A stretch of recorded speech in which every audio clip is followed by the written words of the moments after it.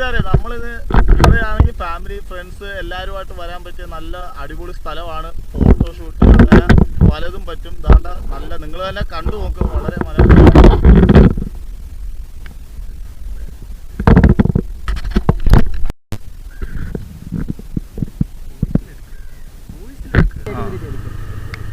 അങ്ങനെ ഗൈസ് നമ്മൾ ദാണ്ട അടുത്ത സ്ഥലത്തേക്ക് ഇവിടുത്തെ റോഡിൽ കൂടെ ഞങ്ങൾ പോവുകയാണ്.